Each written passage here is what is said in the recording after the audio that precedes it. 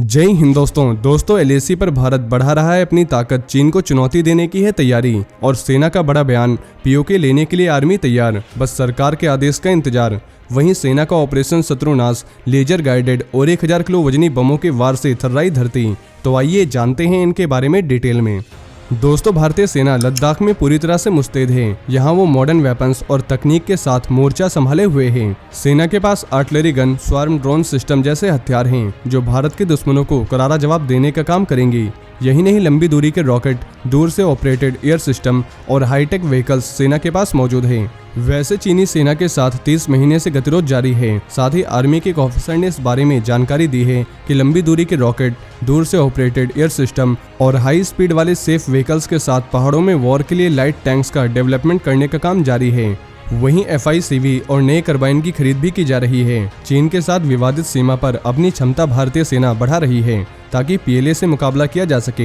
दोस्तों, LAC पर चीन का मुकाबला करने के लिए सेना अपनी अलग स्ट्रेटजी पर काम कर रही है, जिसके फोकस में अपनी कैपेसिटी को बढ़ाना है। सेना के ऑफिसर ने बताया कि हम अपनी मिलिट्री स्थिति को मजबूत करने के लिए कई तरह से काम कर रहे हैं। इसके लिए इमरजेंसी खरीद की जा रही है और कई प्रोजेक्ट्स के लिए सरकार की ओर से भी पॉजिटिव जवाब मिला है और हथियारों की खरीद को मंजूरी दी जा रही है और मिलिट्री क्षमता बढ़ाने के लिए स्वदेशीकरण पर खास ध्यान दिया जा रहा है। वहीं जम्मू कश्मीर में आतंकियों के सफाई में जुटी सेना का ऑपरेशन लगातार जारी है। इस बीच POK को वापस लेने के लिए भी सेना बिल्कुल तैयार है। इस बात की जानकारी खुद आर्मी के उत्तरी कमान के chief lieutenant general Upendra Dwivedi ने दी है। उन्होंने पाकिस्तान के कब्जे वाले कश्मीर POK को लेकर बड़ा बयान दिया है। उन्होंने बताया कि POK वापस लेने के लिए सेना तैयार है, बस सरकार के आदेश का इंतजार है। यानी दोस्तों, मतलब साफ है कि सरकार की ओर से आदेश आते ही सेना POK को वापस लेने के कैंपेन में जुट जाएगी। उनका ये बयान ऐसे समय में सामने आया है जब सेना लगातार जम्मू कश्मीर में आतंकियों को मुंहतोड़ जवाब देते हुए घुसपैठ की कोशिशों को नाकाम कर रही है। वहीं राजस्थान के श्रीगंगानगर में भारतीय सेना ने अपने अद्भुत शौर्य का प्रदर्शन किया है। रिपोर्ट के मुताबिक भारतीय सेना ने लेजर गाइडेड बमों को टारगेट पर हिट करने से लेकर मिसाइलों से दुश्मन के बेसिस को बर्बाद करने का मिलिट्री अभ्यास किया है और सेना ने इस मिलिट्री अभ्यास का नाम शत्रुनाश रखा है, यानी दुश्मन का पूरा विनाश। दोस्तों, इस मिलिट्री एक्सरसाइज का वीडियो सोशल मीडिया पर तेजी से वायरल हो रहा है और वीडियो के बैकग्राउंड में कुछ लोग कमेंट्री करते हुए सुने जा सकते हैं। कमेंट्री में बताया जाता है कि भारतीय वायुसेना के सुखोई 30 MKI फाइटर जेट्स ने लेजर गाइडेड बमों से टारगेट पर हिट किया है और एयरफोर्स के जेट्स ने 1000 किलो के बमों को भी टारगेट पर हिट किया है। साथ ही सुखोई 30 MKI फाइटर जेट को भारतीय वायुसेना की सबसे बड़ी ताकत माना जाता है और इस टेस्टिंग के बाद काफी दूर से आसमान में धुएं का गुब्बारा नजर आता है। वहीं इस मिलिट्री एक्सरसाइज को भारतीय सेना और वायुसेना दोनों ने मिलकर अंजाम दिया है और इस मिलिट्री एक्सरसाइज में कॉम्बैट हेलीकॉप्टरों ने भी हिस्सा लिया था। दोस्तों, वीडियो में हेलीकॉप्टरों को आसमान से दुश्मन के बेसिस पर भारी गोलीबारी करते हुए देखा जा सकता है और इस मिलिट्री एक्सरसाइज में भारी हथियारों का भी इस्तेमाल किया गया है। इस एक्सरसाइज में टैंकों और मिसाइलों से लैस व्हीकल्स ने भी हिस्सा लिया था। साथ ही यहाँ रडार से लैस टैंक भी नजर आए। वैसे मिलिट्री एक्सरसाइज ऐसे समय हुआ है जब चीन से जारी गतिरोध पूरी तरह से खत्म नहीं हुआ है।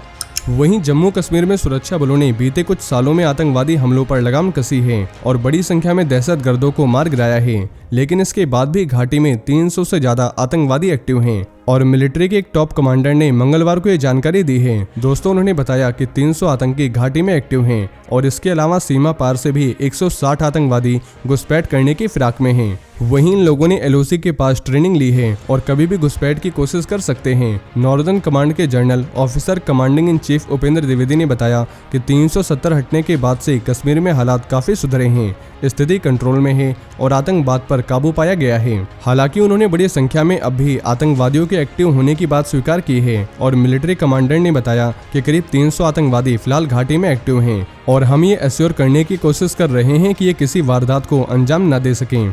वहीं मंगलवार को BSF ने जम्मू कश्मीर में इंटरनेशनल बॉर्डर से घुसपैठ की अलग अलग कोशिशों को नाकाम किया है, जिसमें एक पाकिस्तानी घुसपैठिया मारा गया जबकि दूसरी घटना में एक दूसरे घुसपैठियों को गिरफ्तार किया गया है और BSF के जवानों ने पाकिस्तानी घुसपैठिए को अर्निया सेक्टर में सीमा बाढ़ की ओर आता देख उस पर गोलियां चलाई। साथ ही पाकिस्तानी घुसपैठिए को रुकने के लिए कहा गया, लेकिन वह नहीं माना, इसलिए जवानों को गोलियां चलानी पड़ी जिससे उसकी मौत हो गई और ये घटना रात करीब 2 बजे की है। जब सीमा पार से एक घुसपैठ की कोशिश की गई तो पाकिस्तानी रेंजर्स ने BSF का ध्यान बटाने के लिए कुछ राउंड फायर भी किए। इसके बाद BSF की जवाबी कार्रवाई में एक पाकिस्तानी घुसपैठिया मारा गया, जिसका शव तारबंदी के पास ही पड़ा हुआ पाया गया है और आसपास के इलाके में सर्च ऑपरेशन जारी है। जबकि बीएसएफ ने एक पाकिस्तानी घुसपैठिए को उस समय पकड़ लिया जब वह रामगढ़ सेक्टर में इंटरनेशनल बॉर्डर को पार करने के बाद बाढ़ के पास पहुंचा। बीएसएफ ने बताया कि गेट खोलने के बाद उसे बाढ़ के भारतीय हिस्से के अंदर लाया गया और अब तक उसके कब्जे से कुछ भी आपत्तिजनक नहीं मिला है और दोनों सेक्टरों के पूरे इलाके में तलाशी ली जा रही है।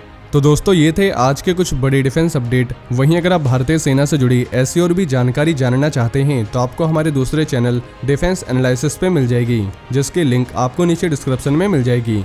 और ये इन्फॉर्मेशन अगर आपके लिए यूजफुल रही हो तो वीडियो को ज़्यादा से ज़्यादा शेयर करें और चैनल को सब्सक्राइब करना न भूलें। जय हिंद, जय भारत।